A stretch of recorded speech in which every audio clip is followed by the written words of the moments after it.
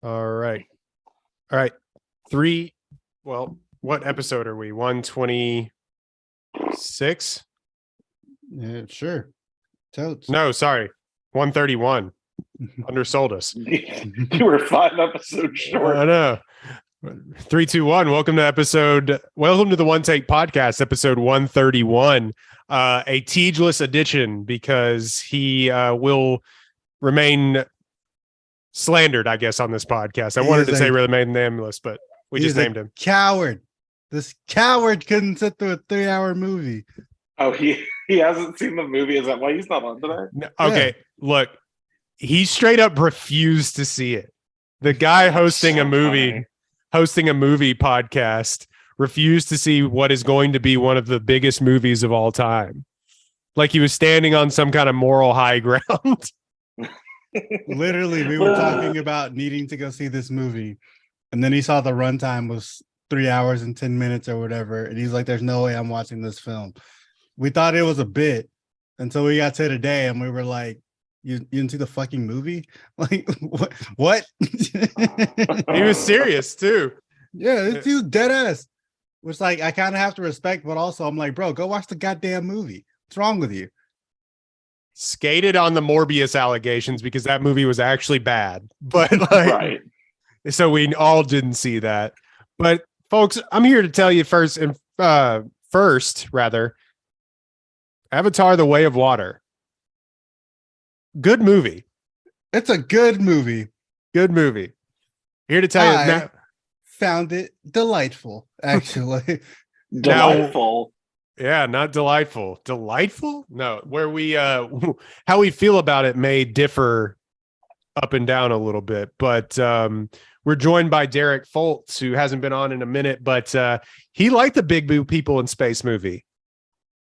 So the Big Blue People in Space movie touched my heart in a way that I didn't know a movie could. They said, "I see you, Derek," and I said, "Wait, I see you, Big Blue People." And yeah, wow, I can't wait to talk about how much I loved this movie. Loved. That's incredible. So we are, yeah, that's all we're doing this episode, because I think 3-hour movie, there's a lot to talk about. So much. Oh my God. So, but let's start with this before we get into kind of the synopsis and everything of The Way of Water. What is your relationship to the first movie? Longtime listeners of this podcast will know Dex and I very early on, along with former host Jake, watched this movie. The first movie. Hits of the pandemic. Oh my God. It was fucking nothing happening ever. I was literally outside, like, running and doing push-ups on my IG stories because, like, nothing was open. We all thought everyone was going to die. We were fighting each other for toilet paper in Walmart. And I watched Avatar, and we talked about it on this podcast. And it's not that good. Obviously, Avatar 2, The Way of Water, is a follow-up to the first Avatar. If you don't remember, a man in a wheelchair gets that alien ussy and betrays the human race. The Zoe Saldusy, as we say. But not bussy. Yeah, they connect ponytails, and they were never the same again. Which is fucking wild. That ponytail ussy. I was thinking, I'm like, that, like, connecting ponytails is how they have sex, but they also do that with animals. That's so fucking weird.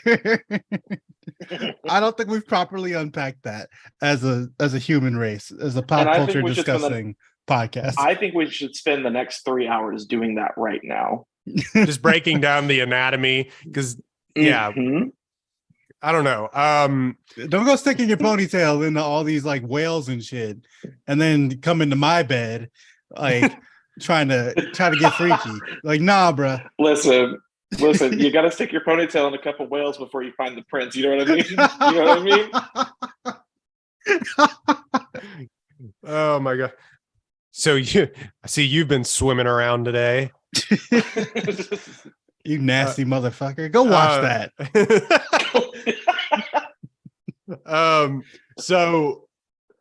So the first movie we reviewed it on this podcast is a very funny episode back when we didn't know how the format of this was going to go. We still actually don't know, but it didn't age great. And I think a lot of people have gone back over the past couple of weeks and revisited it, and they're like, "Oh, y'all are crazy." Look, at the time when it came out, and I'm sure we'll say the same thing about this one, it was a modern marvel of what they did with what James Cameron did with cinema. The problem was he also wrote the movie, and that was bad. Oh God, it was so bad. The dialogue and the storytelling in that movie is downright atrocious. Actively bad. It's like horrible, honestly. When he named a natural resource of a planet unobtainium, I think that actually began my depression. That's what sparked it in 8th grade or whatever. Mm-hmm. I think we were in high school. Like 2009 it came. So yeah, probably 9th grade for me. Yeah, I was like a freshman in high school. Yeah. I mean, it's undeniable. It was a hit. It is now the highest grossing movie of all time because James Cameron can't be beaten, and released it in China, and it made another few $1 million and passed Endgame, which I'm actually not mad about, actively not upset about. I'm actually very I'm upset. actually upset about that because super upset. That's gross. That's disrespectful, honestly.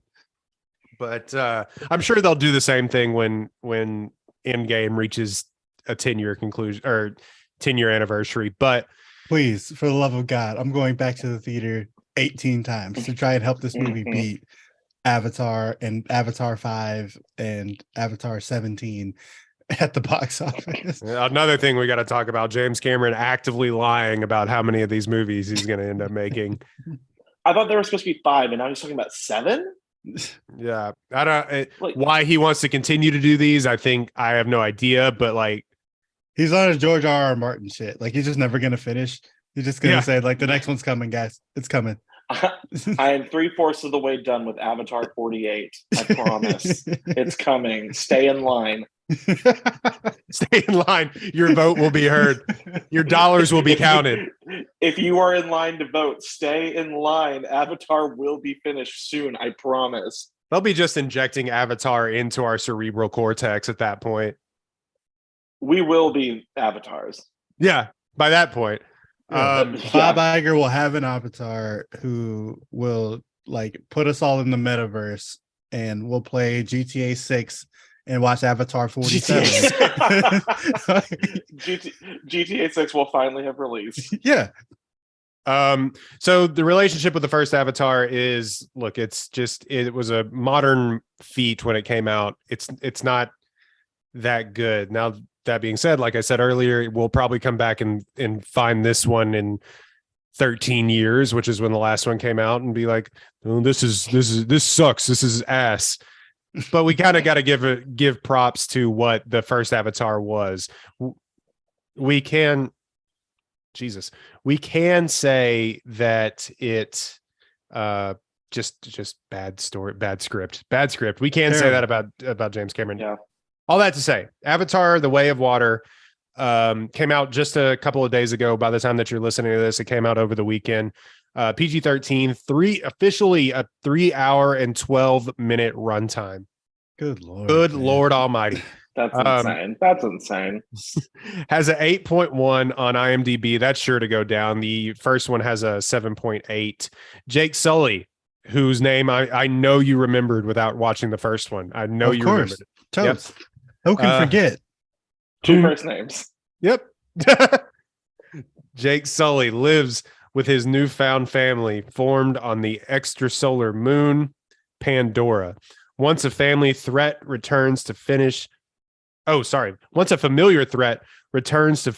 what was previously started, Jake must work with Neytiri and the army of the Na'vi race to protect their home.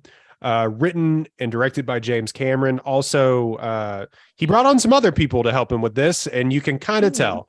Rick Jaffa and Amanda Silver also have a screenplay credit. 69 Metascore. Critics actually really like this movie, believe it or not, which is the case with most James Cameron films outside of Piranha 2. Wait, Stars. that's a James Cameron movie? Yeah.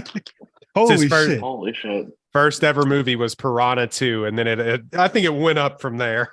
But yeah, so it stars Sam Worthington, Zoe Saldana as Natiri, Sigourney Weaver playing 18 versions of herself, which is And basically an 18-year-old version of herself, which is so strange. Stephen Lang returns as, how do you pronounce Quaritch? I think it's Quaritch. Yeah, none of these names. That's the whole thing about these movies. None of these names you will never remember ever. Yeah, it doesn't matter. It doesn't fucking matter. I will give you $1,000 if you can name the first son that they have. Spider. Oh. No, that's the human boy. Yeah, I know. But that's the only kid they have. It's fucking Spider to me. I can name the girl because I had to write about her for Screen Rant. Kiri. Which Shout one? out. Oh, Kiri. Okay. The Jesus Took. figure. The Jesus figure, right? We'll talk about that. Yes. Kate Winslet is in this movie, folks. In case you didn't know. I had no idea until I saw it. Like, I think I looked on Google and it said Kate Winslet was in The Way of Water, and I said, "Who was Bitch, where? Bitch, where?" The only And reason then The only reason I knew is because of her beauty mark that she has on her face. They put that on her avatar in the movie. no way. Yeah, if you No look. way. Yeah, wouldn't have known. This I was movie's like, fucking Kate insane. Winslet is somewhere in this movie, and then I was like, that sort of looks like Kate Winslet. Anyway, Cliff Curtis also makes that's an alien lady. Joel David Moore returns as Norm, a guy that you totally remembered from the first one as well. Edie Falco is in this movie, and Sure. Jamie Clement makes a random appearance too. You could say any amount of names right now, and I'd be like, oh, yeah. But this introduces a bunch of new characters who I probably should give their props. Is Jack Champion as Spider, the adopted human boy kid, the feral boy that runs around in the woods with the Crazy aliens. ass white boy. Yeah. Britton Dalton plays a huge role as the second son named Loak, I believe. And we're going to apparently see more of his bad acting. Sorry, Britton. It wasn't good. But Yeah, James Cameron just has no idea how to get good acting performances out of characters. He's like, that's whatever you said, that's fine. I'm gonna make it look beautiful. Yeah. We'll roll and with that is the reason that we have gotten to see it, because at the time of this recording, most critics like it, and definitely most audiences like it. 78% on Rotten Tomatoes, 94% audience score. If you had to take a guess at how much money it's made in its opening weekend, you probably already know this, Dex, right? it. Yeah, I want to say it was like 500-ish, like a little under that. I saw like 475 or something like that. Yeah. On IMDb, and I'm not quite sure that these are updated yet, but they own Box Office Mojo. $441 million worldwide gross already. But by the time that you're listening to this, probably it'll have eclipsed $500 million. But it had a $350 million budget, reportedly, which That plus feels low. well, you got to always double that because of marketing and whatever else. James Cameron even came out, and I don't believe this is quite true, but he basically said they would have to make almost as much as the first one to be a profitable film. And that is unbelievable. There's no way. He said it Yeah. basically has to make $2 billion to be profitable. Yeah, he was like, it has to be one of the top 10 highest grossing films of all time to be profitable or something like that. Like All right, top good fucking 7 work, or 8. dude. Like, yeah, I don't see it. But Which he's been talking way crazy on this press tour too. Mad Bro, shit. been He's out of talking pocket. mad shit. Just Yeah, go to the restroom. Go to the restroom during my 3-hour movie. You'll come back. Like you're gonna see it again. Yeah, which by the Asshole. way, the entire second act you can do that. You could take a shit if you wanted to. You could have diarrhea in the middle of the second act of this movie. Doesn't quite matter unless you're just going to be blown away by visuals, which granted it was. So good critics reviews, 25-minute intro. We just had to get all the jokes out of the way. Derek, you love this movie regardless of all of the flaws that we've already pointed out with it. Just tell us what you thought about it, what grade you're actually going to give it. Yeah. So recently, as of probably like an hour ago, I put a poll on Twitter and said, should I give The Way of Water an A+ tonight?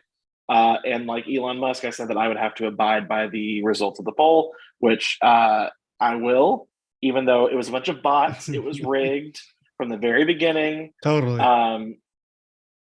So I guess I have to give this movie an A+. No. I'm not going to. For me, so I already kind of put this. I didn't hate this movie like I thought I was going to. I didn't like it, but I definitely didn't hate it because it's like I think the first movie is dog shit. It's Speak your truth, King. It's pretty. It's very fun to look at. Beautiful. However, gowns. great gowns, beautiful gowns. Thank you, Aretha Franklin, for that because that absolutely describes this movie. There's no talent. Where's the talent?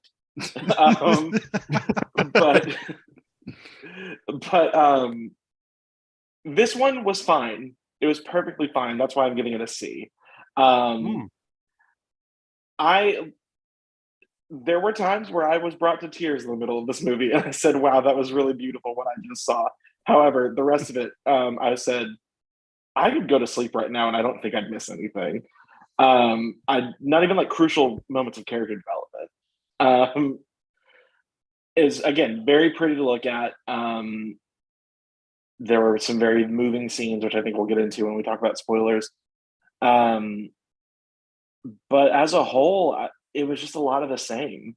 There's a lot of that same, like, all style, no substance, like very like paper thin plot. The kids got kidnapped so many times. They had to be saved from tragedy 18 times in this movie. They literally gosh. said that in the movie. She's like, "Can't believe I'm tied up a gay." Yes, I was like, that was an improvised line that James just forgot to cut out of the movie. Animated it in full and was like, "Oh, great." Oh crap. He's like at the premiere and he sees that and he's like, well, can't cut it now. Yeah.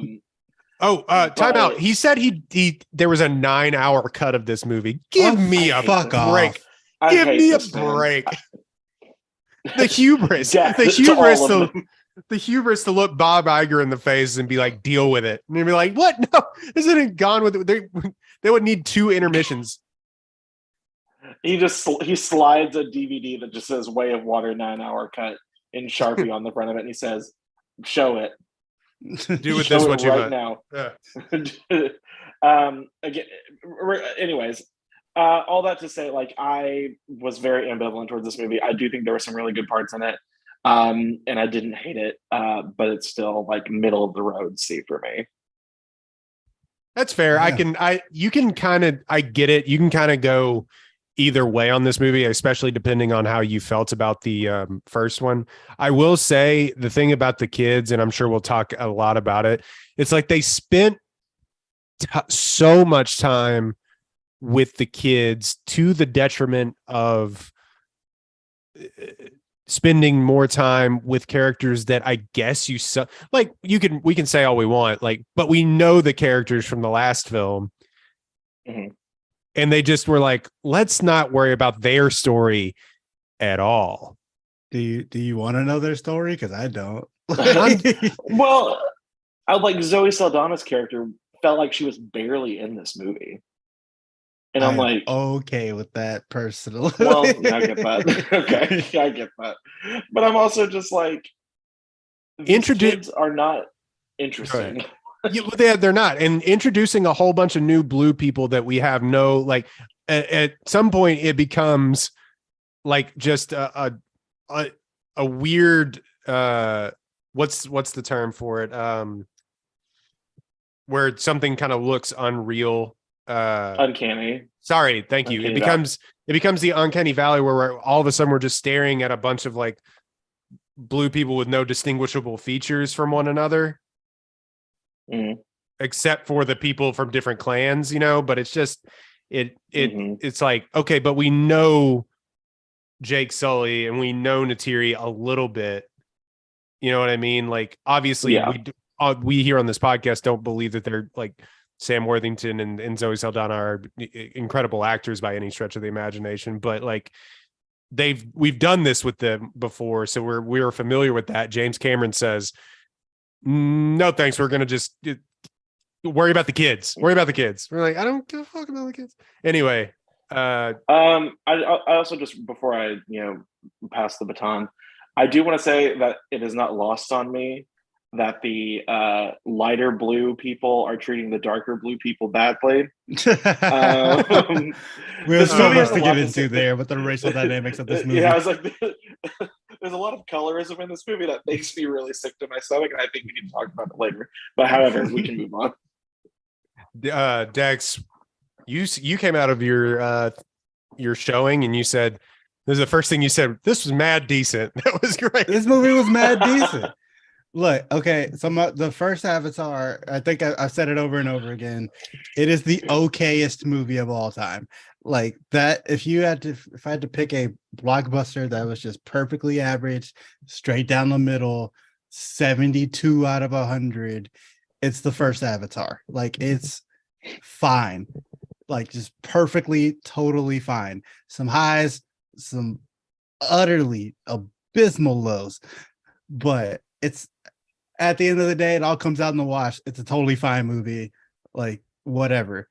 This movie I walked out of and I was like, that was actually kind of good. Like that, like there's parts of that's pretty fucking good. So I ended up giving it a B.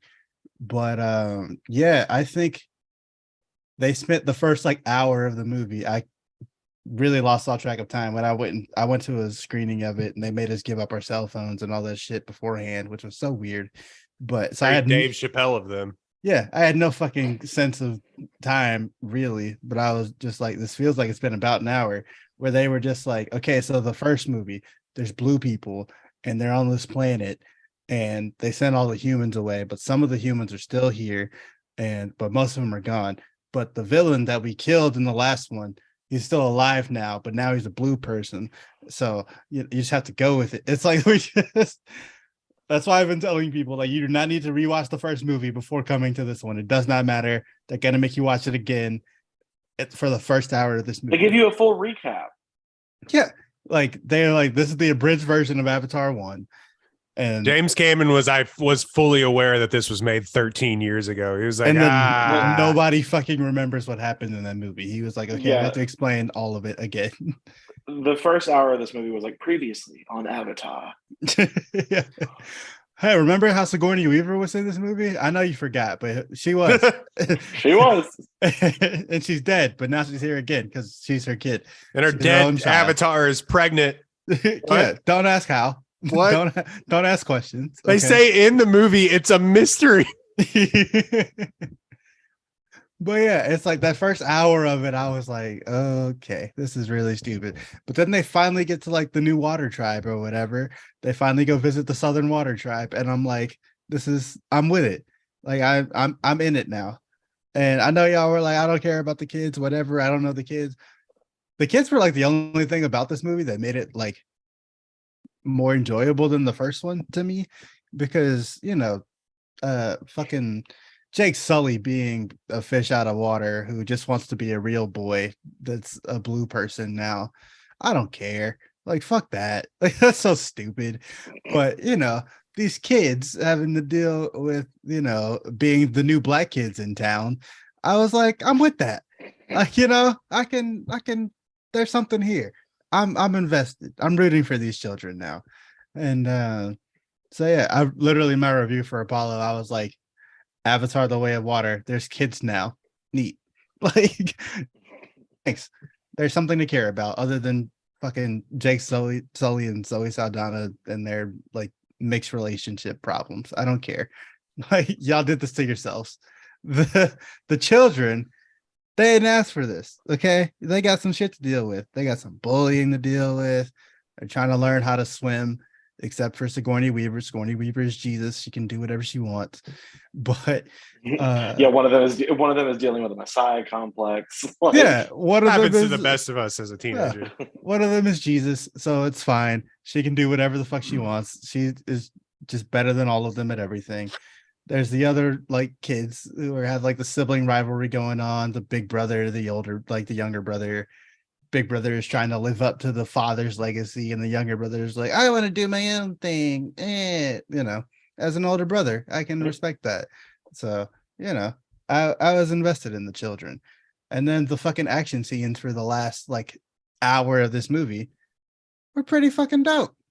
And, you know, because I actually care about the children, unlike y'all, I was like, oh no, things are happening to the children. Like there's peril. I'm invested. And it was like fucking beautiful to look at. So I was like, this is mad decent. I ended up giving it a B. I appreciated it. It's very simple. It's not gonna like blow your mind or anything in terms of story or script. The script is still very, very bad. But the rest of it, I felt like there was enough there for me to grab onto and be like, okay, thanks, James Cameron. I see the vision. So what I'm hearing is that you enjoy seeing children in peril. Okay, I great. do. Moving on. I enjoy wow, seeing wow. relatable children in relatable peril. Relatable peril. You can very much relate to being kidnapped by a military industrial complex. Can you Who not? amongst us? Have you never been kidnapped because your father is a warlord? No.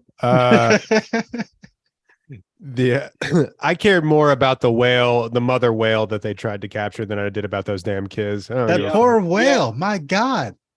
Yep. With I don't another, know her, I don't know her name, but I know her story, and that's all that matters. With another, I don't even know, MacGuffin that they just put in this movie, where they're just like, I don't even know if that's the proper term, but it's just like, hey, this stuff that we get from the whales cures aging forever. Bye. Never to be mentioned again. That is a wild thing to throw with 15 minutes left of this movie. Like, I'm sure that's going to mean something going down the road, definitely, but it just was like, what? Like, you're holding billions of dollars worth of anti-aging serum? And you're getting it one whale at a time. Yeah. Yeah. But it's like, and also that vial is like, is that all the whale has inside their body? Like, yeah, those are big whales. Exactly. Which one of you was inside of a whale poking into their brain and was like, wow, I haven't aged in years now? Like, what? Well, it was Jamie Clement. Noah. I was gonna. Well, Noah was on Pandora, and he said, "Now hold on." Is the character that Jamie Clement played? He was 88 years old. I've been doing this for generations. You have no idea. That will be a reveal on Avatar 5 that he's actually 400 years old and has just been using the whale brainstem fluid to stay alive. I give this movie, I gave it a B+ initially, and I think I'm going to stick with that. I quite enjoyed my time watching it. Is it stupid? Yes. Has that ever stopped me? Has that ever stopped me from liking a movie before? Hell no. I gave Ambulance a B+ too. So like, oh my God. Here's the thing. The stupidity does nothing for me. Do you have fun while you're doing it? Yes, absolutely. Is there gaps in this movie where I was like, come on, we're dragging our feet here? Yeah, sure. Is there some weird, on top of how beautiful it looks, is there some weird filmmaking things that I don't think that our eyes have even adapted to yet that would have made the movie better if it was just normal? Yeah, absolutely. There was times in this movie where he was switching the frame rate in the middle of like shots. Yeah. And it was like the most hyper realistic video game cutscene that I'd ever seen. And it just would mess with you, especially in 3D. There was times where I was getting disoriented at times, and I was like, okay, let's pump the brakes, Jim, and just make a normal movie. Make a normal movie. But that being said, he did things with the camera and things with CGI that I couldn't even imagine was possible. Are y'all hearing me okay? Yeah. We're hearing you. Dex is freezing out. That's why I'm asking. So I don't know. Okay. I was like, I'm hearing you. I just no. Do you understand what I'm saying about the CGI? No, but for real, if you go into this movie, if you've been delaying seeing it and you go in and just recognize what you're seeing hasn't quite been done before on screen. On top of that, there are points though, or like I was saying, it was like the Uncanny Valley, where it's like at some points it became like a big blue people fight, and I was like, okay, who am I rooting for here? I like what's it. It's almost indistinguishable at points, but the water stuff, on top of everything else, James Cameron's weird obsession with water pays off here, man. It looks unbelievable. Yeah. Unbelievable. And if you don't know, they actually filmed motion capture, which is what they do for all Marvel films and stuff. You see them in those big suits with the balls on it and stuff. They filmed that in big water tanks. So he somehow made it practically, but also computer animated CGI. It's kind of crazy. And there's like I am already tired of the discourse for when the Little Mermaid comes out and people are like, God. Avatar 2 looks so good underwater. Why does Little Mermaid look like shit? It already started with Black Panther. 13 years. That's why. It already started with the Black Panther discourse because half that movie was underwater too. But like, I think, there's points where you can see individually rendered hairs and sweat beads on these people, and it's really disorienting because you're kind of like, you just haven't seen that high definition before. So I really like you. I don't think you have to go see it in 3D. I wouldn't saw it in 3D. Maybe if you can see it at a matinee for like $10 instead of like the $15-17 that you would normally go see for it for 3D, that would probably be good. But like, it's a cool feature. It doesn't really add much to your experience, I would say. I don't know, Dex and Derek, if you would agree with me or not, but I fucking hate it. I wouldn't recommend it to anybody. Yeah, that's because I wear glasses. Yeah, no, the 3D. The only good thing about the 3D was I got to pop the lenses out and wear them like actual glasses at the end of this. Very 2011 of you. Yes, and I immediately re-downloaded MySpace.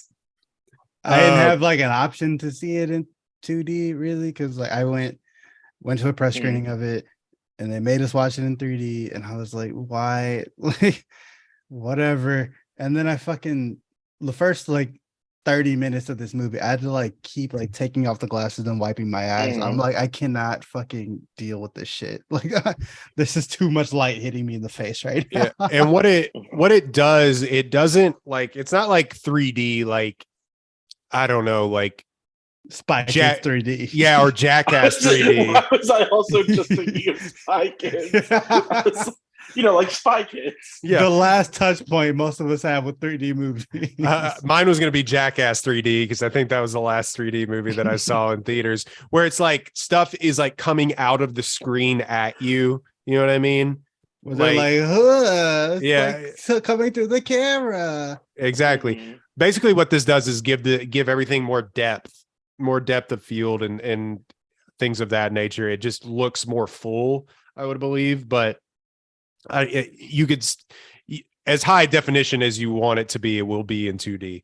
That being said, I've gone on long, but some of the acting was actively bad. Sam Worthington does not have it. No, still don't, never did.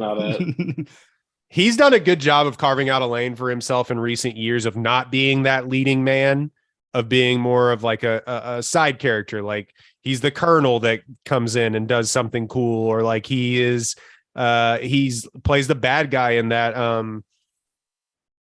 Mormon murder series, Under the Banner of Heaven.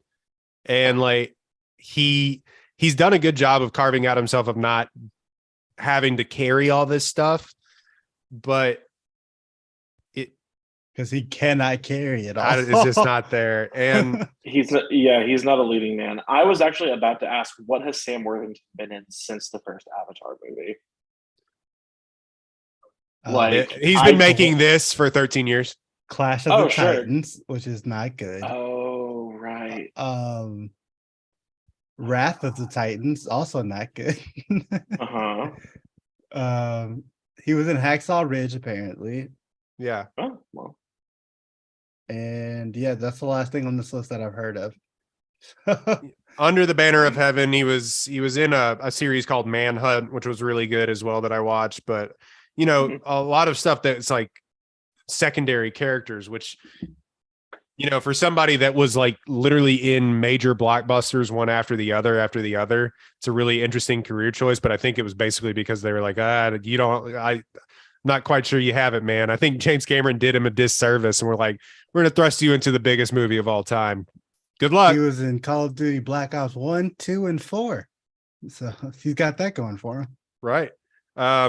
We had the Zoe Saldana discourse on Twitter today, which was actually very, very funny. Hilarious. She ain't got it, man. I'm sorry. Like, this is what it is. Royden texted the group chat and he was like, we know Sam Worthington is a bad actor, but I don't know how to feel about Zoe Saldana. And I said, she's been doing this for 20 years now. If you don't know whether or not she's a good actor, she's not a good actor after 20 fucking years. Sorry. Like, it is what it is. It's like, I think that she's fine in like the Guardians movies because Gamora is supposed to be kind of like stilted and like not rigid, like, aloof. Yeah. And so I'm like, yeah, sure, she can do that really well because, you know, that's just kind of how she naturally is. I guess she's not really acting; she's just being Zoe Saldana in a green makeup.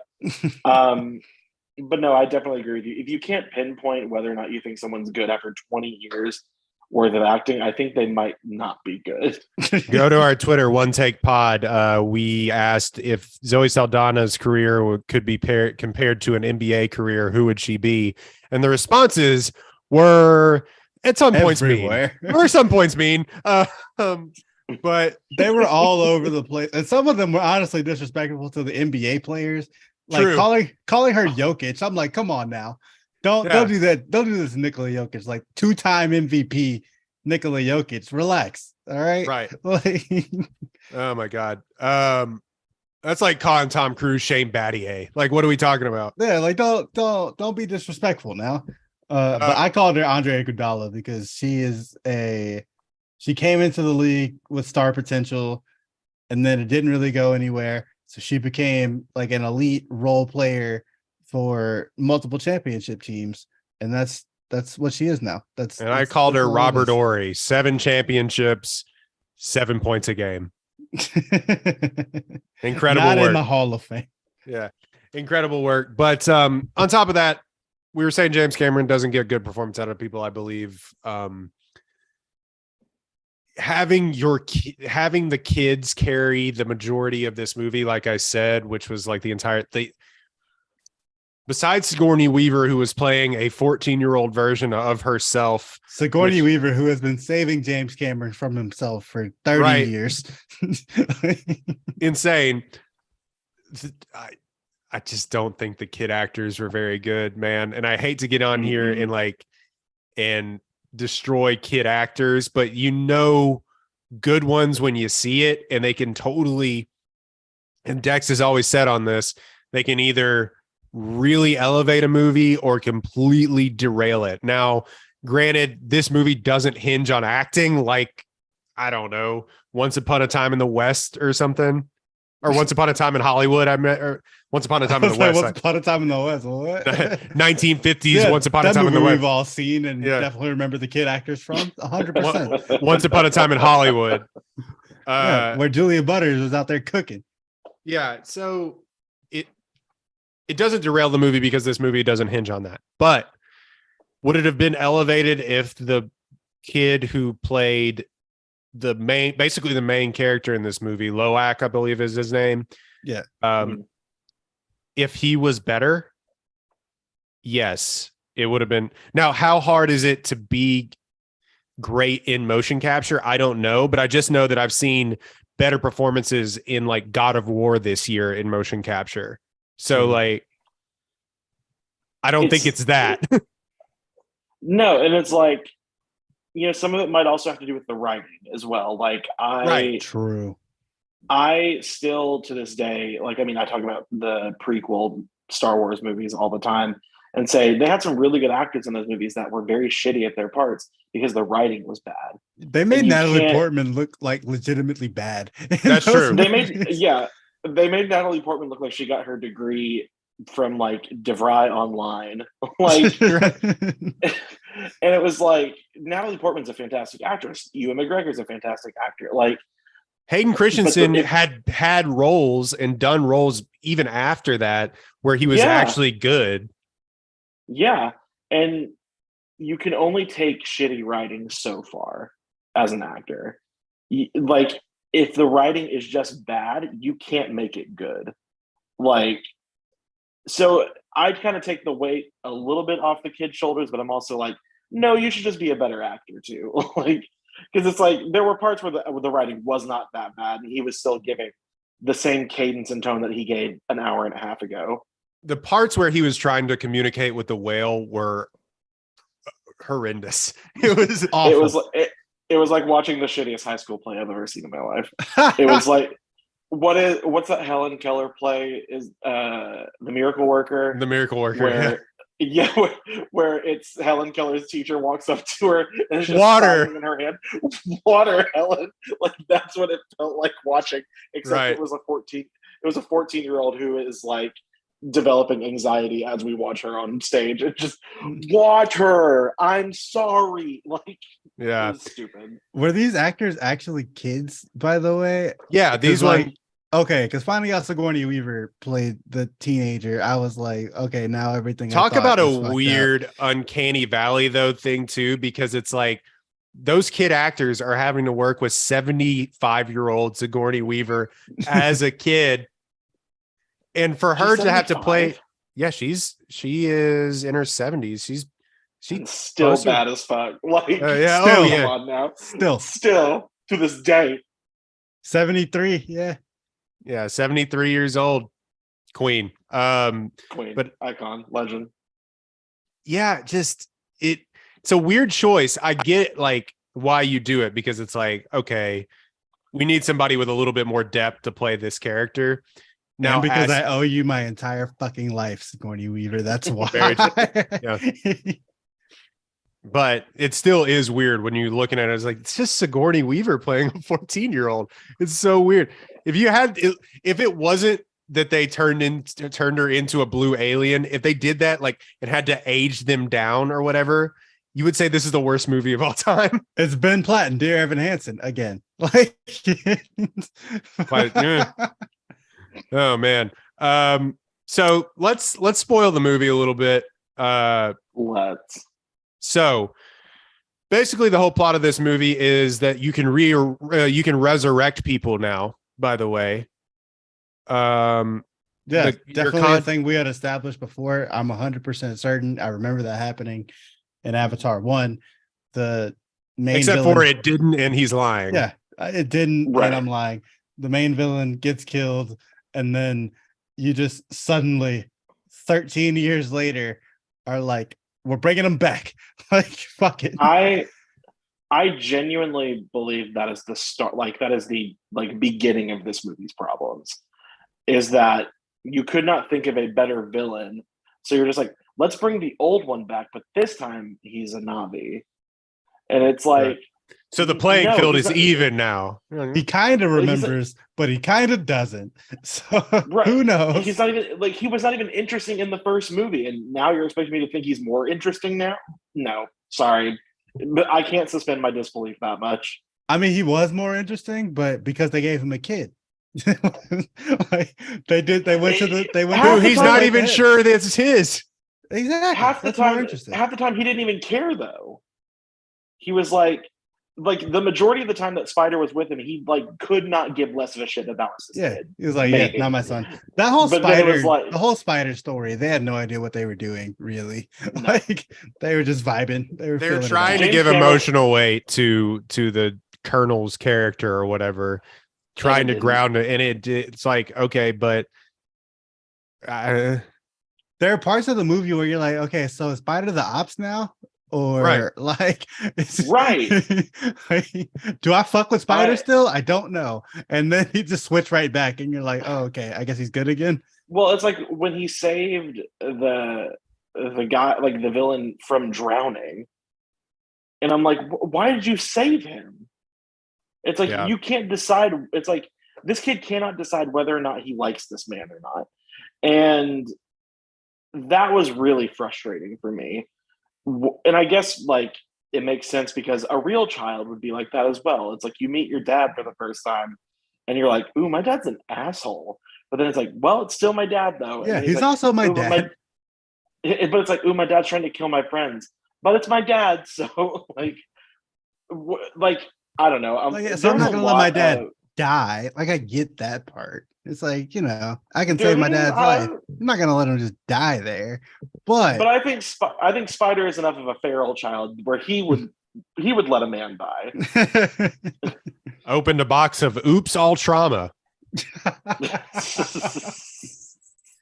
yeah, Gonna have to I- unpack this one.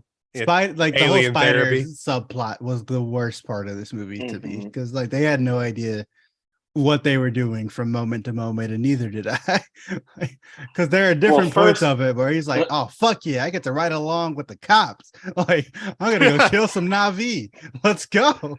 And then there's other times where he's like, "Wait, what are you doing? No, not like this, Dad. Please." Like it's like, what did you think was about to happen?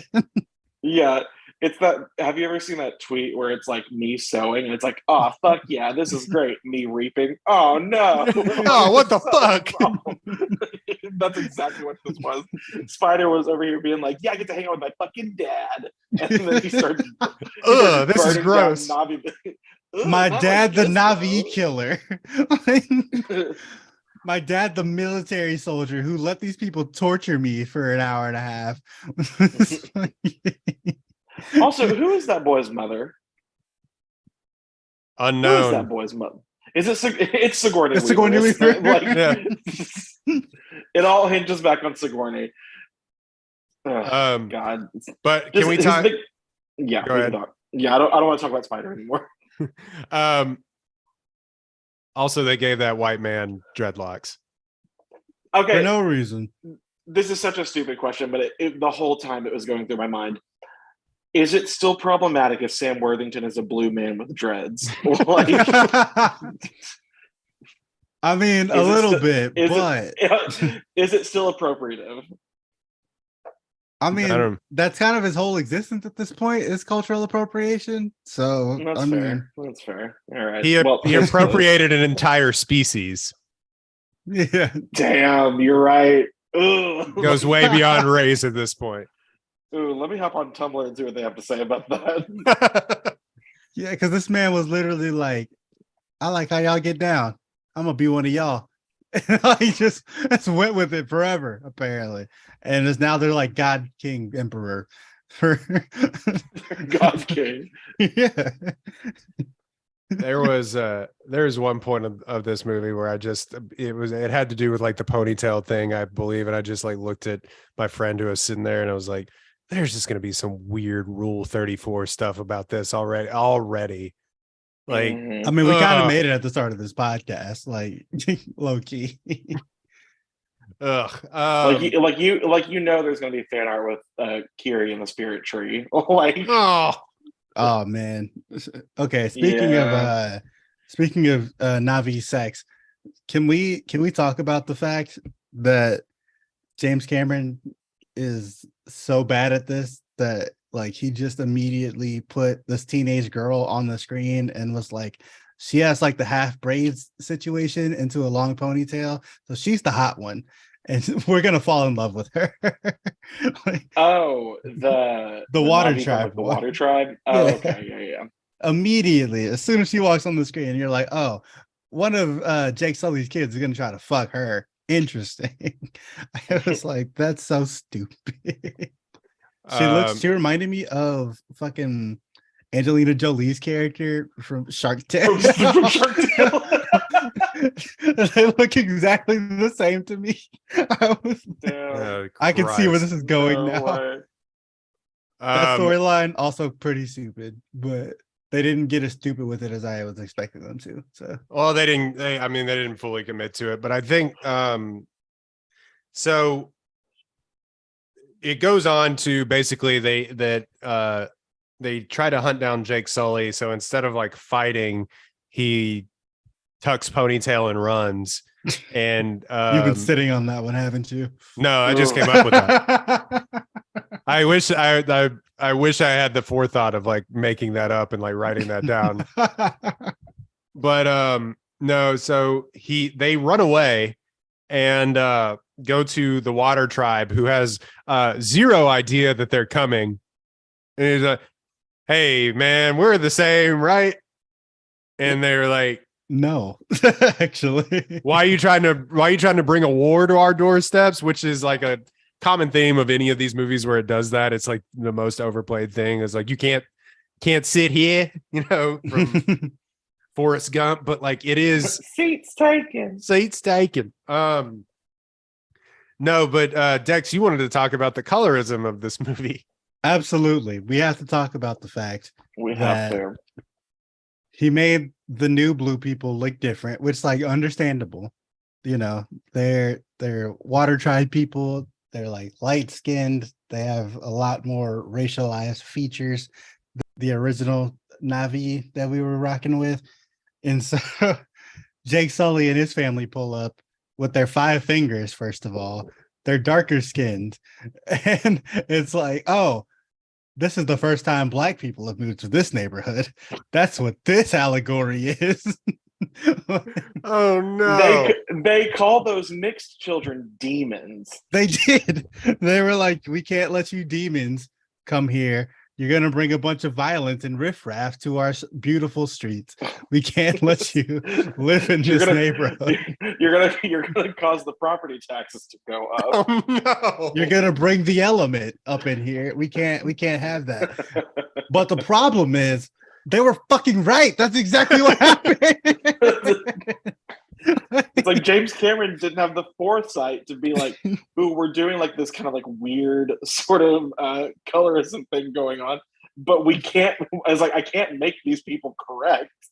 Like, it's like, oh, y'all said we were gonna bring a bunch of violence here, and that's exactly what the fuck we brought, baby. That's all we got.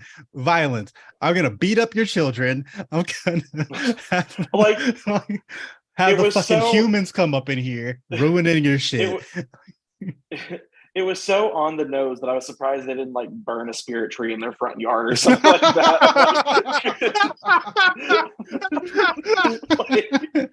I was just like, okay, I get it. Like this is supposed to be like a take on race, but it's like enough. Oh my god. Burn a spirit tree in the fucking front yard. Holy shit. Oh my god. Jesus. Holy fuck. But honestly, bro, you can't tell me that like the wife of the Water Tribe leader, she's Reese Witherspoon in every movie ever. And that's Kate Winslet. Yeah, that's Reese Witherspoon in like Little Fires Everywhere or whatever it's called, where she's like, I can be cool with the Black people, but like don't get it twisted. Like there's a gap here. There's a divide. Like don't be like trying to get too close with my family and shit. Like y'all still Black. Like stay over there. You know what I'm saying? The like low-key problematic white woman, classic Reese Witherspoon role. Like, there's so much like obvious race stuff in here. And I'm like, I don't know if it's obvious because James Cameron is just completely oblivious to these things, or if it's obvious because he did it on purpose. Because like it's still Well, bad and weird, but it's like also the Water Tribe are very obviously like to the point where they're literally doing like a haka in the middle of like one of the scenes where they are like based off of like Maori like Pacific Islanders, and it's like there's so many weird dynamics with this, and it's just like I truly just think it's James Cameron is so fucking oblivious that like he does not realize that he has made this very problematic like he's made it's Avatar the Race War like yeah. And he did like the whole Pocahontas thing twice. I was gonna say, not to mention his weird thoughts on Native American culture. Yeah. In first, first five-finger people are dangerous. Yeah. Avatar 1 is basically Pocahontas. And then he was like, what if we did that again? But this time it's Pocahontas' mixed kid with a new race. Also, why are we like mad at people for having 5 fingers? Like that just seems better. That was the only thing they were mad at them about. They were just like 5 fingers. Ew. You got 5 fingers and 10 arms. You little bitch. What the fuck is wrong with you? All those people were doing was forearm lifts just at the gym. That's all they were doing. Literally doing forearm lifts and like fucking meditation and deep breathing exercises. And then they're talking all that shit. And it's like Sigourney Weaver, Kiri, new Jesus, she can do all your shit anyway. Like she just with that shit. Like breathing through her ears like underwater. Like it doesn't even matter.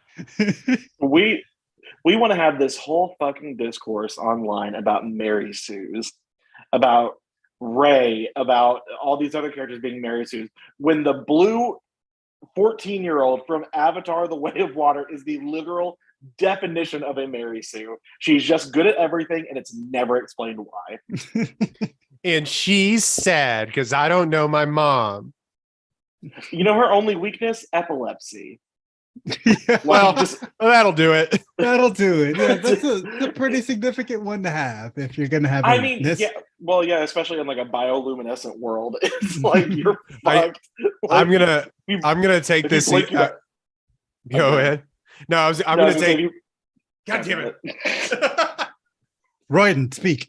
I'm gonna take this a step further and say that when the doctors, the actual scientists came in to heal her and she was only healed with homeopathic medicine, James Cameron doesn't believe in vaccines. That's what I'm trying to. Let's take it there. Let's take it there. They tried all the tests that they possibly could, and then Kate Winslet came in with essential oils and got the job done. Essential oils and vibes. she came in with crystals and Reiki and was just like, let me start pulling the negative energy out of your body. And I love how Zoe Saldana had to convince her to do it by being like, "You supposed to be that bitch, right? You supposed to run shit around here, huh? Like, this ain't your shit. Yo, run it up in here." He was like, "Damn, okay." Also, is it ever mentioned that the Water Tribe leader's wife is pregnant? No. Like pregnant as fuck throughout this movie. Like he mentions it because she's about to go to war.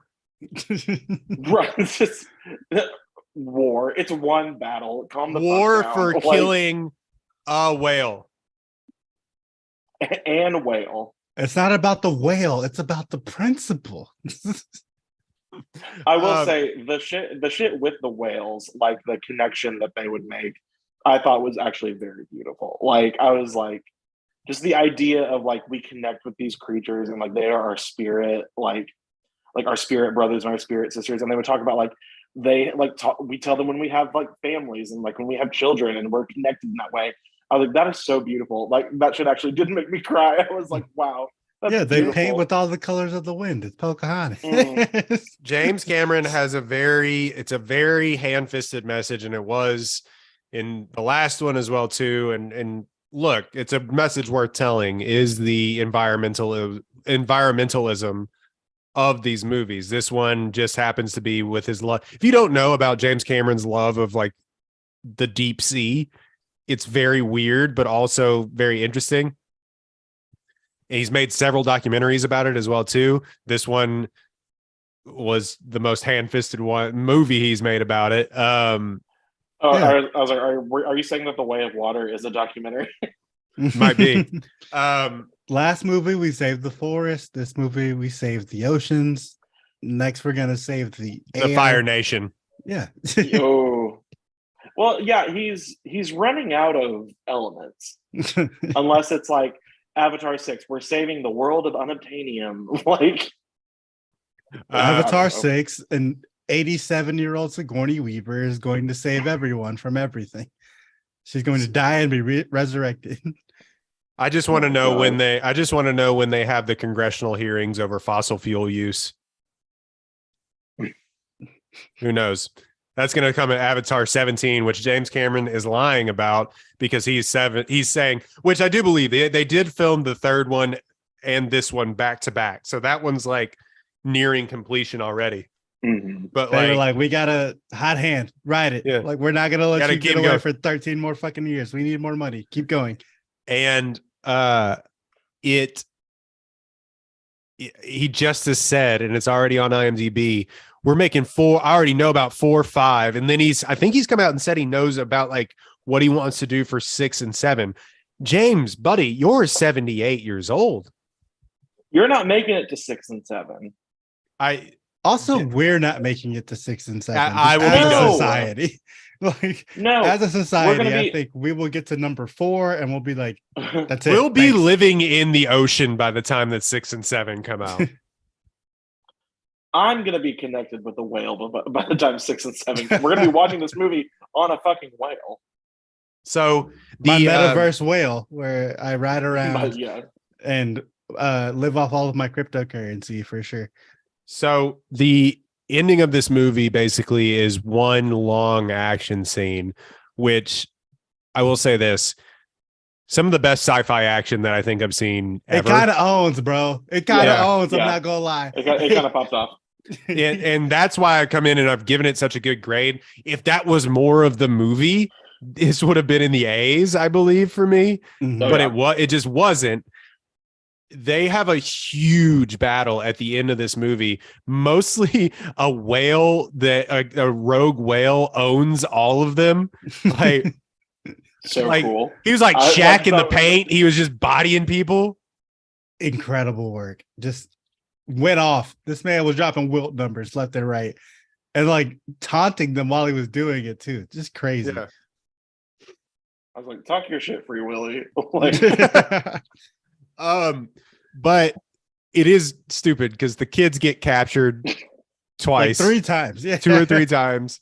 But the final fights when Neytiri and Jake Sully go onto the boat and like just run through those soldiers. Zoe Saldana was catching bodies, bro. This I shit will was say deep. that. mhm. That's her best part of the movie. She gets that one part after her son, who we have no idea, like his name dies. No idea. Couldn't tell you. Her son, etc. Like, Yeah, If my life depended on it right now, I couldn't tell you that kid's gun to name. my head, I'd be dead. Like, exactly. That's why I'm saying the kids don't matter. But the final fight between the Colonel and Jake Sully, when he said when they're about to like again go away into the water and run away again, because they try to like turn their backs and walk away several times in this movie, which is kind of funny. But he basically is like, let's get to it. That was cold. I'll say that. That was Mhm. cold. That was a bar. Mhm. I'll give him that one. Yeah. And So- fucking Zoe Saldana just wreck a shop with this bow and arrow. Like, I'm with it. I love that. My only question about that the entire time, they all go to fight, but then somewhere towards the end of the fight, all of the reinforcement soldiers from the Water Tribe disappear. They're just gone. They're Oh, like, yeah. I'm out, bro. Like, I'm good. I did what I came here to do. Like, they're not gonna be hunting whales no more. Like, I'm out of here. They're They like, just "Can are we go- Can I go home? Uh, mm. But yeah, the thing about the end of the movie, again, another problem with Spider. I was just like, Zoe not out here threatening kids all of a sudden. Like that's what we are. Like he was gonna kill that's where him. we ended up. Is this who we are? Like that's what we doing. Like I thought it was better than that. I kind of wanted her to do it. I was like, I wouldn't be mad about it. It's like, it would be a really bad plot line for Zoe Saldana's character because it's the whole like, psychotic woman trope, but it's also like, do it, coward. Like, yeah, fuck him. He ain't your son. gut the white boy. Like, I want to do it. Oh She man, didn't, obviously, because she's a mom and she Yeah, he just like has she to just protect the kids or something. she just cut him open a little bit. That's all. Yeah. scars Stitch are it back cool. up. Yeah. But then also, it's never questioned after. Like, Spider doesn't He's like, stop fine, at it. okay. Spider doesn't stop at any point and was like, "Hey, Nateri, what the fuck? Like, Yeah. were you gonna kill me?" I've been calling you mom my entire life. Like what? Like, And At how some dare point, you? you got to look up and be like, "Oh, you're 9 foot tall." That makes sense. I'm not gonna even worry about Like, it. Spider just walks up to her and is like, "Hey, can I ask you a couple questions?" And then she goes, "Ah, no, no, no," and then she just like leaves in the air. And just, Right. she's like, that'll be talked about in Avatar 17. Avatar 17 coming to theaters never. Anything Avatar else? 17, Return of Spider. Can't wait. Into the Spider-Verse. That's great. The Anything Spider else? Menace. Yeah. I don't know. Like, the middle of the movie, I love how we just skipped over. We talked about the beginning and then just it's like the middle of the It movie does doesn't not matter. exist. It's beautiful gowns, but it does not matter. Yeah, We went talked and, about cooked a Spider full and his meal in the dad's middle of this weird movie. ride along. That happened. Yeah, that's fair. That's yeah. in the middle of the movie. Yeah, I get that. Then they go to the Mhm. spirit tree again and they vibe. My son is out there in the middle of the ocean with a whale, and he's like, "You're just like me, except you're not." But He's like, I'm just kind of like sad and forlorn. You were wrongfully accused of doing a crime murder. against society. Yeah. You were accused of doing the worst possible thing anyone could do in your whale society. Me, I'm just a weirdo. Whales, they're just like us. Kind of weird. I'm kind of a weird guy. I was thinking that he's like, Have you ever seen me without these dreads in my hair?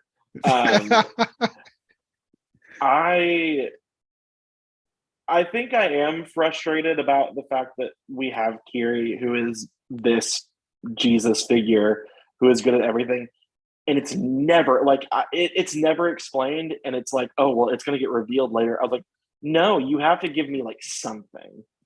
Yeah. Like, for those of you who don't know what we're talking about, because you weren't paying that much attention to the movie, honestly, I didn't even think about it until they told me I needed to write about who her dad was.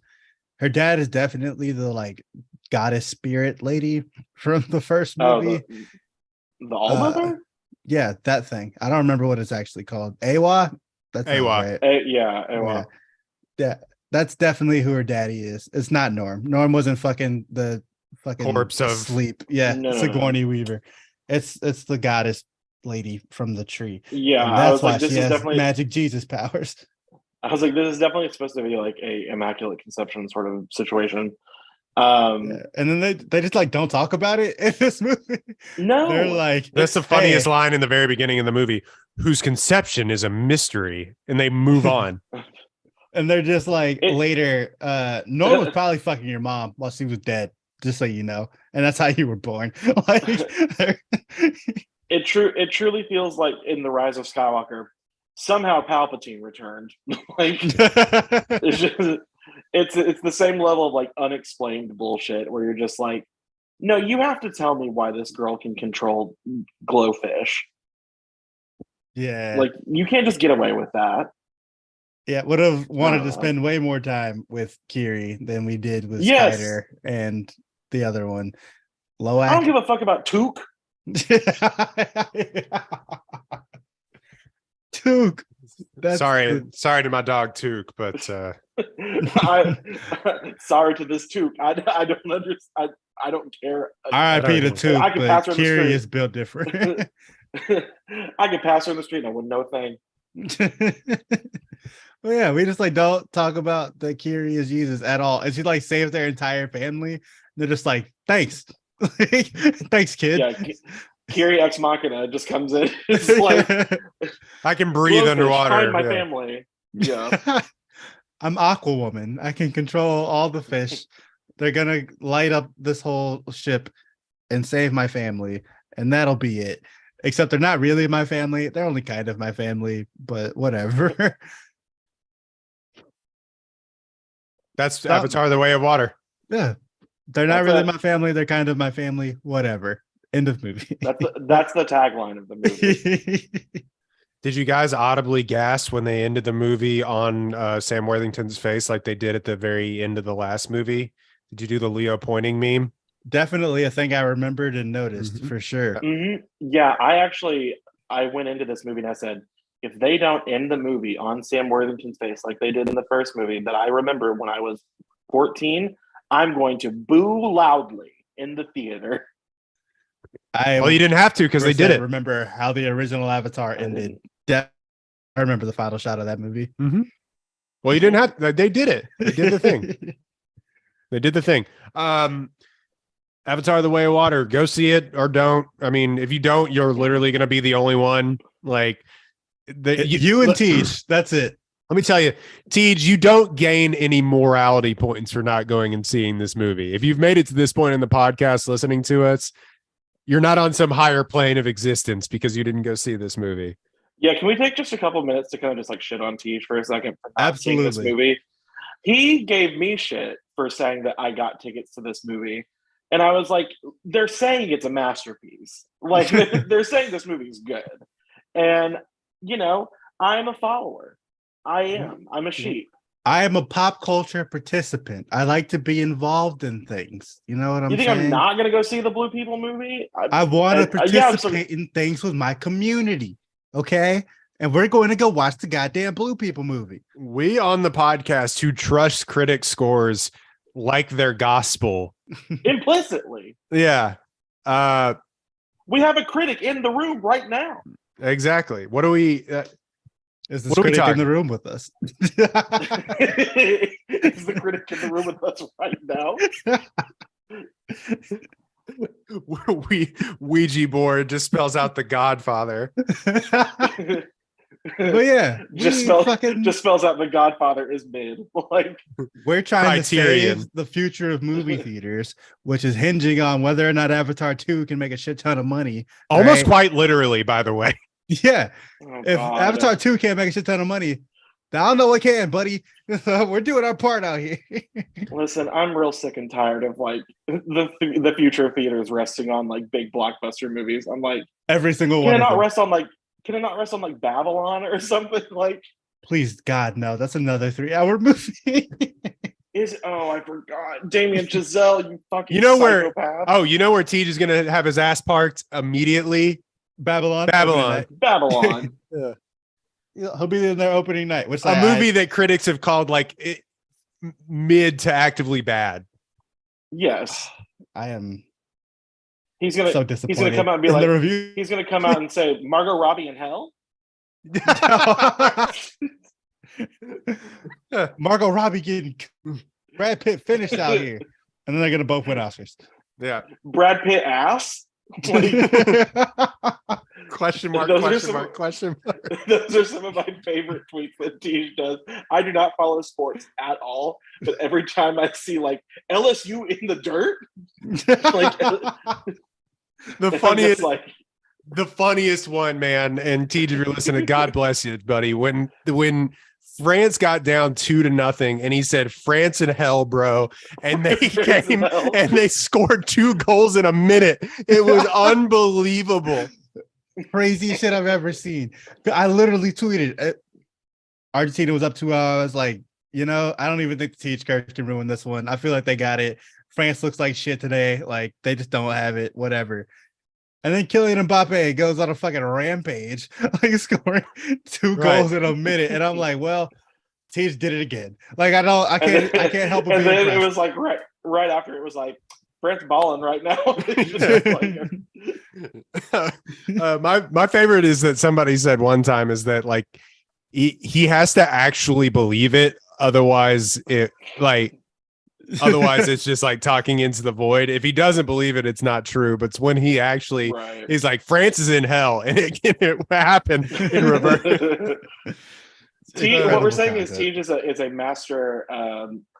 He's a master manifester. He can manifest things and they actually happen. Yeah. So he was trying to manifest that somehow Avatar would flop, and it's gonna make $1 billion in a week. It's not gonna flop, friend. I'm so sorry. It's gonna Look, make man, $1 we billion. ain't got shit else to do. It's the holiday season. Fuck it. Like, there's no good Christmas movies in theaters Whoop-de-doo and anymore. Hickory Dock. We're going to see We're going to Avatar. Avatar Like, 2. Oh, Kids are God. out of school. Like, I've had like 7 different people tell me that like their kid is home from college, so they're all going to go see Avatar 2. Like, that's just what they're doing now. Yeah, there's these people there's don't. nothing else right now. These people don't want to entertain their kids. Like my sister doesn't want to entertain her kids for a week. She's gonna take them to Avatar. You know what I mean? Sit down, shut up. 3 hours. Oh my God. There I was gotta a say- kid in my Good. there's a little kid in my showing who just like at the very beginning of the movie, he's like, "Oh yeah, look, this is blue people," and his parents were like, "Shut up!" He just shut up the rest of the movie. I gotta say, as much as we complain about this movie being 3 hours long, honestly, like if you've seen Didn't any feel other, if you've seen any other 3 hour movie, you'll be fine. Like yeah, if you went and saw the Batman, you'll be fine in Avatar 2.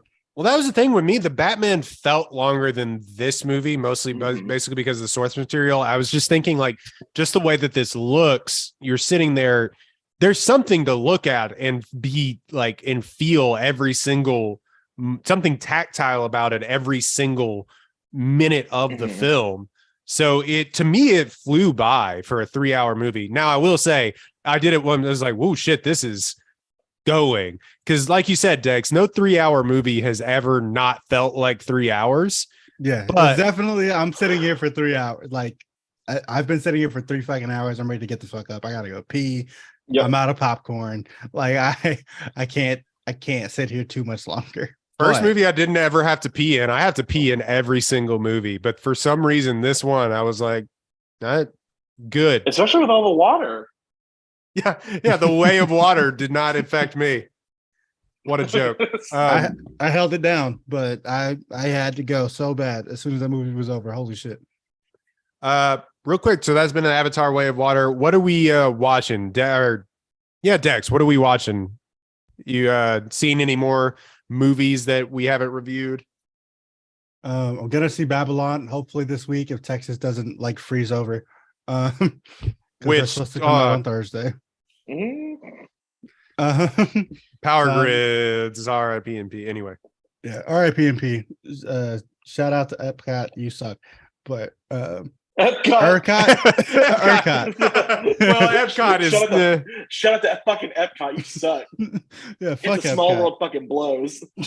that ball cooked. You listening, Bob Iger? Epcot in hell. Finishing this down. But yeah, ERCOT. Anyway, I want to go see Babylon. Hopefully, I'm at 70 new movies for the year. I'm trying to get to 75 by the end of Woo. it. So I've got like a week and a half to do that. So I need to see After Sun. I need to see Babylon. I need to see Women Talking. And there's a couple other ones. but- Oscar contenders. Yeah, I haven't watched any fucking Yep. TV recently other than Frasier. So I'm I right there started with you. I've been rewatching. Frasier. Yeah, I've been rewatching West Wing. Oh for shit, classics. Yeah. Hey, I don't know if y'all know this, but the 1999 TV show West Wing, it's pretty good. Pretty good show. It's on HBO Max. It's like the only thing left on there. Oh wow. Okay. R.I.P. That's a fucking shit show. R.I.P. to F Boy Island. Everyone's favorite. Did Derek, Crestfallen. have you watched any new movies or anything, or any movies that you hadn't previously seen, or any TV shows? I'm kind of in the same like room with Dex of just like I'm in the same Dex. I'm in the room with you now. Where there's a lot of movies that I want to see that are just actively not showing where I am. Like I really need to go see The Whale to see if I'm going to be triggered by it at all. If you're going to be offended by it, is that what you said? Yeah, pretty much. I'm just like, how does Darren Aronofsky handle this one? Mm-hmm. I saw how you handled the Bible. Let's see how you handle fat people. I really can't call it with that movie. I'm like, is the whole thing that he's fat? Like that's it? Like that's the movie? It sounds like it's him trying to reconnect with his daughter in some way, but like one of the caveats of doing that is he is like 600 pounds or something like that. He's super ashamed of what his life has become, is kind of like what the whole deal is. Basically. Oh, suddenly you're defending him now. No, just no, I'm kidding. But it is like, for those of you from what I've read, for those of you that don't like know Darren Aronofsky movies, which I mean, like if you don't need to, like he's an important filmmaker of the 21st century, but I will say that like he's unapologetic and kind of uncompromised to like a fault a little bit with some of his movies, and maybe he probably wasn't the one to best handle this subject material. It's kind of what from what I've heard, people are like kind of angry about this movie, and but our good boy Brendan Fraser is apparently great. Apparently, which is why I'm going to see it, because it seems like he's in line to win the award for best actor for this. So I'm like, I'm gonna check it out. I need to see that. In terms of like, I just finished White Lotus season 2. That show is so fucking stupid, and I love it so much. You and everyone else on our feed telling us to go watch it. Yeah, I need to watch. I've never started it, but it's on my list for when I'm eventually going to be off work. It's so fucking stupid. It's just like, and I say stupid as in like, not that it's like a bad show, but it's just like, there's so many things that happen in this show that I'm like, this is so stupid. This is so dumb. Like, but it's very good. And I just put out my top 10 movies of the year list. Got nothing, but it was a good list. Top 3. Thank you. I was gonna say, like, no one is surprised my number one, but what is it? It's Everything Everywhere All at Once. Hell yeah.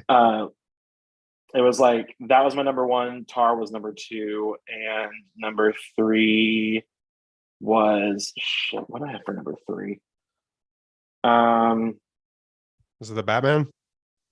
No, the Batman was like number 5. Hold on. I have it. Oh, Glass Onion.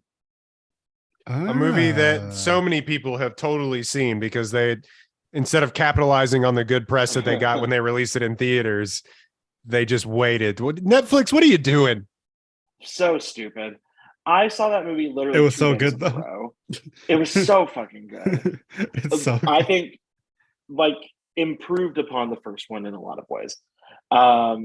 But like other than that, like I started Andor and am probably not going to finish it because that shit's fucking boring. Like to me, I liked it. Sorry. I mean, and, like I get everyone has told me, like this is the best thing that they've ever done, and I'm just like, yeah, it's not getting me. I got like 5 minutes into it, and I was like, I'm gonna go do something else, and then I just never got back to it. There lies the problem. Yeah. And I think the last thing I started watching was Dark on Netflix. Incredible cinema. Because I wanted to watch 1899, and I don't think it's like I think I can watch 1899 without watching Dark, but like I also was just like, yeah, let me just watch it just in case. Everything that I've heard is that, I mean, Dark is one of the best things that any TV has put out, but definitely one of the best things that Netflix has ever put out. And from what I've heard is that like 1899 is not that. So I would just like watch Dark. Oh God. But yeah. So on top of that, I've been rewatching The West Wing. Leo McGarry is my I strive to be him when I grow up. outside of the Mhm. alcoholism thing. But then I watched a movie on HBO Max called Blackthorn, which is like a follow up to Butch Cassidy and the Sundance Kid, like 30 years later, if they actually Okay. survived or if one of them survived. So there was that. It was fine. It was a very slow, marauding Western film, but it was fine. Mhm. And right up next, I'm going to watch Banshees of Inisherin. Oh yeah, I need to watch that. Please explain to me what I missed about that movie. Because White Guilt. it's cool. I liked it. I gave it like a B plus, I think, or something like that. But people are calling it like one of the best movies of the year, and I'm like, how though? You're missing Because we can't you're missing the white Irish guilt. We can't exist in a society or like tell some people that we like something without saying it's the best thing we've ever seen in our lives. True. Like hyperbolic like reviews drive the movie industry nowadays, and it's just like, you know what? That's fine. Let's say Yeah. that The Banshees of Inisherin is the best movie I've ever seen in my life. It's going to get Because nominated writing- for like 12 Oscars, by the way. Writing a review with the headline "Banshees of Inisherin movie review," solid. It's not gonna get clicks. You have to say Yeah. it's the best movie of the year, or it fucking sucks. You can't just be Mid. like, You have to say that Banshees of Inisherin helped deliver my child. I can't not think enough for it. my very Irish child named Siobhan. Siobhan McFlanagan. Yeah. Oh my gosh. All right. That has been a One Take podcast. You can find us at One Take Pod on Instagram, TikTok, and Twitter. Go participate in our Zoe Saldana NBA career tweet that we put out. That is the latest one that we did. And then, yeah, you can find at Lord Dex Hinton, at Roy Nogletree. You can find Tej whenever he feels the need to grace us with his presence, at less_humble Tej, and at Derek Foltz. But Derek, are y'all still doing the podcast? Y'all still cranking that out every now and again? Are you doing the D&D thing? What are you doing? Yeah, so we actually just recorded our Christmas episode. Hell yeah. So Brady's in LA right now, which when he gets back, I think he'll put that out. Just a little spoiler alert for everyone: we did Die Hard for our Christmas episode, and it's truly probably one of the more unhinged things we've done on the podcast. What's the podcast name? Pod Save America. They don't need your Stir help. The plot. Yeah, Stir the Plot. Where we watch the first and last 60 seconds of a movie, and then we make up what happens in between. And sometimes we make it better, and sometimes we make it into something that it was never meant to be. Then we're slowly but surely getting those D&D podcast episodes recorded. It's a lot harder than you might think it is, having to deal with 3 people and then just like the active nature of role play and combat. It's hard, but Nice. we had to like start over from the ground up essentially at one point because it was just not working. But we're getting there. Don't worry. Awesome. What's that one called? Has he put it out yet? No, but it will be called Dungeons and Cabins. It is a summer camp themed D&D podcast. Nice. All right. Sick. Check that out. Stir the Plot, Dungeons and Cabins, at Derek Foltz. Dex, you can find his work, of course, at apollohou.com and Screen Rant. Go follow us at Apollo HOU on all platforms. Apollo Pop Culture as well on those platforms. And one more time, Dex, what are we doing? Hashtag support Florence Pugh. I watched The Wonders the other day. Oh yeah, I need to watch that. How was that?